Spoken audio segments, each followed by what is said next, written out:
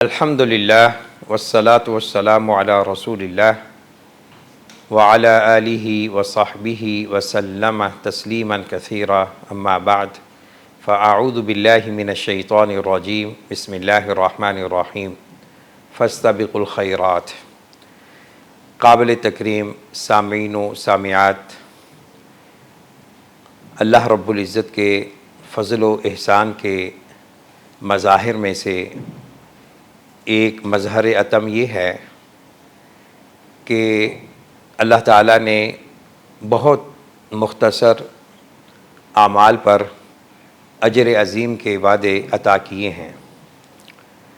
نبی اکرم صلی اللہ علیہ وسلم کی زبان مبارک سے کچھ ایسے اعمال موجود ہیں کہ جنہیں اختیار کرنے پر حج کے برابر ثواب حاصل کیا جا سکتا ہے۔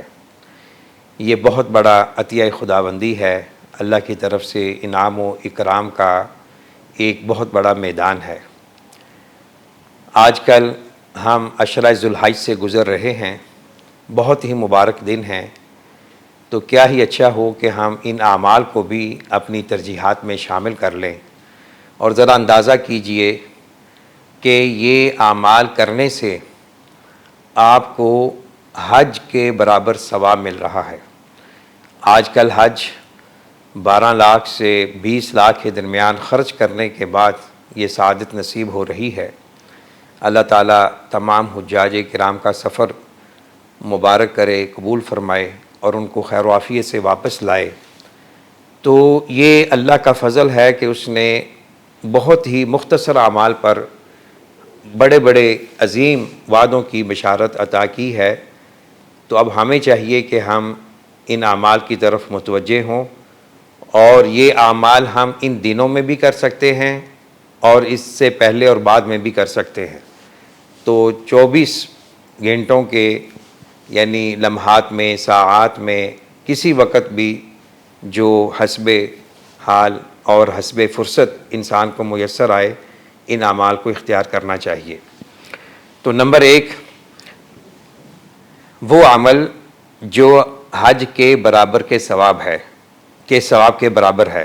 نبی اکرم صلی اللہ علیہ وسلم کی حدیث کی روشنی میں جو شخص نماز فجر باجماعت ادا کرتا ہے اور پھر اسی جگہ بیٹھ کر طلوع آفتاب تک ذکر و اذکار کرتا ہے اور بے وضو نہیں ہوتا، کسی کو اذیت نہیں دیتا، تو ایک تو اس کی یہ عظمت ہے کہ فرشتے اس کے حق میں دعائے مغفرت، دعائے رحمت کرتے ہیں، اور دوسری یہ ہے کہ اسے حج اور عمرے کا ثواب ملتا ہے۔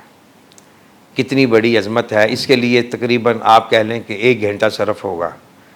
تو بالخصوص جب تعطیلات ہوں، فراغت کے لمحات ہوں، تو اس موقع کو غنیمت سمجھنا چاہیے۔ نمبر 2، حدیث کی روشنی میں جو مسلمان باجماعت نماز کی ادائیگی اور نفل پڑھنے کی نیت سے مسجد میں آتا ہے تو اللہ تعالیٰ اسے بھی حج کے برابر ثواب عطا فرماتے ہیں۔ مساجد جو کہ زمین میں مینارہ نور ہیں اور ہدایت کے مراکز ہیں، یہ ایسے ہی ہے جیسے آسمان کے ستارے ہوتے ہیں۔ تو مساجد کے ساتھ تعلق کو قائم کرنا یہ خوش قسمت لوگوں کی نشانی ہے۔ وَرَجُلٌ قَلْبُهُ مُعَلَّقٌ بِالْمَسَاجِدِ۔ تو نبی اکرم صلی اللہ علیہ وسلم کی اس حدیث کی بشارت بھی ہم بن سکتے ہیں اگر ہمارا تعلق مسجد سے ہو۔ تو مسجد میں آنا جانا یہ ایمان اور خیر کی علامت بھی ہے۔ نمبر 3، مسجد میں جو واعظ و نصیحت، تعلیم و تربیت کی مجالس ہوتی ہیں، ان کو اٹینڈ کرنا، ان میں شامل ہونا، اس میں بھی اللہ نے حج کے برابر ثواب کی بشارت دی ہے نبی اکرم صلی اللہ علیہ وسلم کی زبان مبارک سے۔ آج کل موسم گرما کی تعطیلات کے تناظر میں مختلف مساجد میں حلقہ ہائے تعلیم و تربیت قائم ہیں۔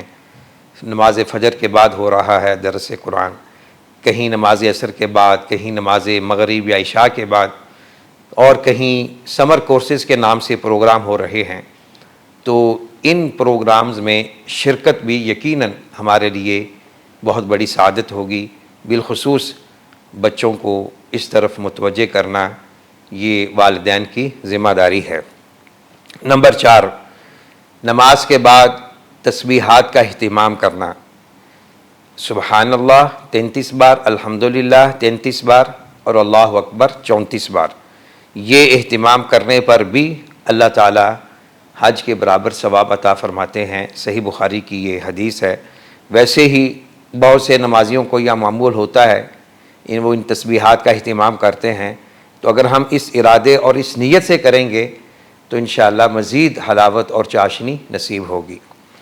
نمبر 5، رمضان المبارک میں عمرہ ادا کرنا، یہ بھی حج کے برابر ہے۔ نمبر 6 اور آخری یہ ہے، اور میں سمجھتا ہوں کہ اس طرف ہماری توجہ ہونی چاہیے، ایک حدیث کی روشنی میں حاجی کا سامان سفر تیار کرنا اور ان کے گھر والوں کی خبرگیری کرنا، اس سے بھی حج کے برابر ثواب عطا ہوتا ہے۔